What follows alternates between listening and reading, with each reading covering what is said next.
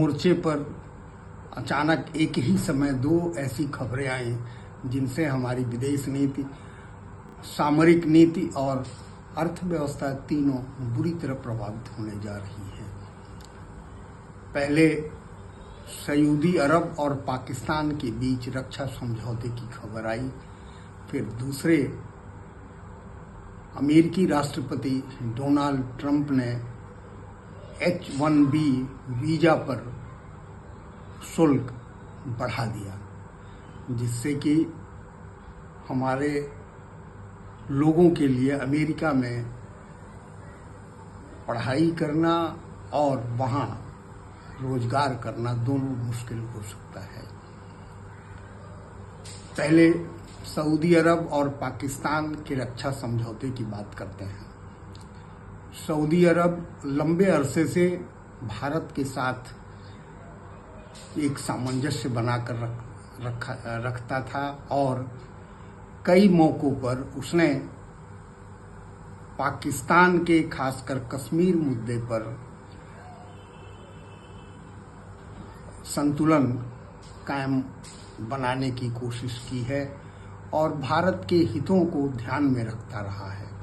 लेकिन अचानक पाकिस्तान से रक्षा समझौता करके वह अपना झुकाव पाकिस्तान की ओर ज़्यादा कर रहा है, जिससे कि भारत के विदेश नीति निर्माता काफ़ी परेशान दिख रहे हैं।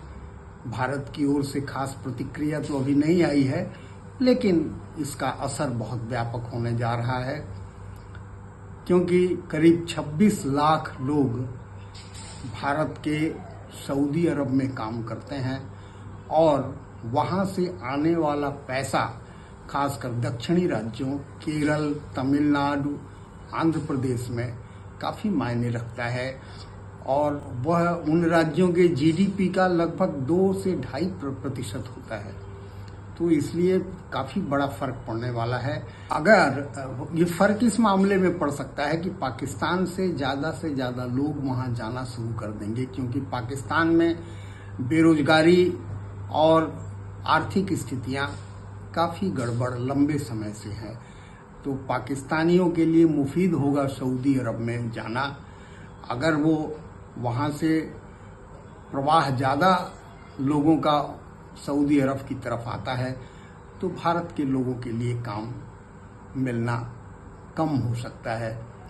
यह तो एक मुद्दा हुआ, लेकिन सामरिक स्थिति इससे उलट हो सकती है, क्योंकि पाकिस्तान के रक्षा मंत्री ने कहा कि वो सऊदी अरब को एटमी हथियार तक मुहैया करा सकता है और एटमी कवच मुहैया करा सकता है, जो मौजूदा स्थिति में बेहद अहम हो गया है।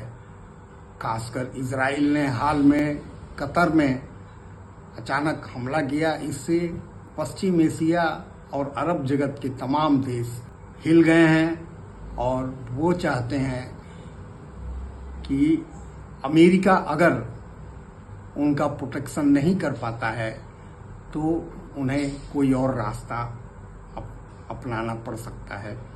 पाकिस्तान इस मामले में रक्षा सहयोग करने को तत्पर दिख रहा है और उसके पीछे शायद चीन और अमेरिका दोनों खड़े हैं। ऐसे में भारत की स्थिति डामाडोल हो सकती है, भारत अलग थलग हो सकता है। तो ये एक बड़ा संकट पैदा हो रहा है, जिससे कि आगे आने वाले दिनों में भारत पाकिस्तान के बीच कोई टकराव, जैसे ऑपरेशन सिंदूर जैसी कोई मौका आ जाता है, तो उस स्थिति में ये घटनाएं काफ़ी दिक्कत पैदा कर सकती हैं, क्योंकि अरब जगत अगर का झुकाव पाकिस्तान की ओर रहेगा तो फिर भारतीय हितों की रक्षा करना बड़ा मुश्किल हो सकता है। दूसरी बात जो है इससे भी अहम है, अमेरिका का H-1B वीजा पर का शुल्क जो है वो $6,000 से बढ़ाकर $1,00,000 कर देना, यानी अब वहाँ रोजगार के लिए 88 लाख रुपए सालाना आपको देने पड़ेंगे। कंपनियां, वहाँ की कई कंपनियां H1 वीजा की राशि भरती रही हैं, लेकिन अब उनके लिए $1,00,000 सालाना भरना आसान नहीं होगा।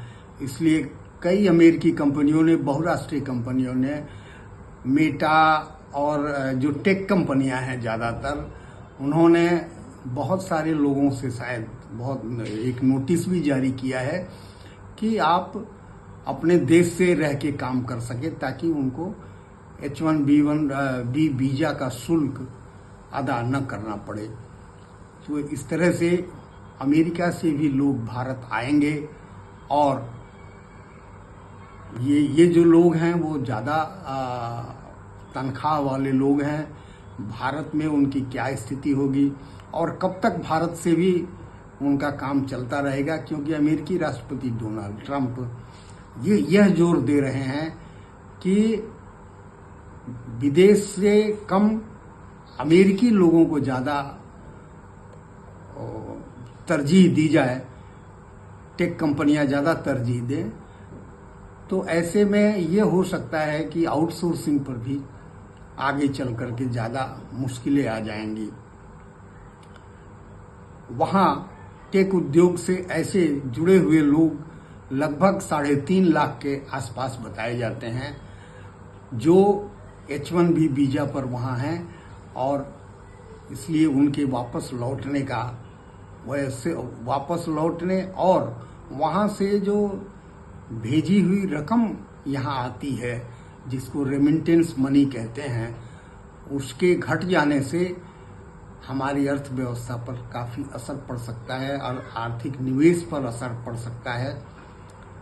तो ये सब स्थितियाँ बहुत खराब हैं। जिस दिन अमेरिकी राष्ट्रपति डोनाल्ड ट्रंप इस आदेश पर दस्तखत कर रहे थे, उस दिन इतनी अफरा तफरी थी अमेरिका में कि अमेरिका से बाहर जाने वाले लोग जो छुट्टियों पर या किन्हीं बातों पर जाना चाह रहे थे, वे हवाई अड्डे से लौट गए।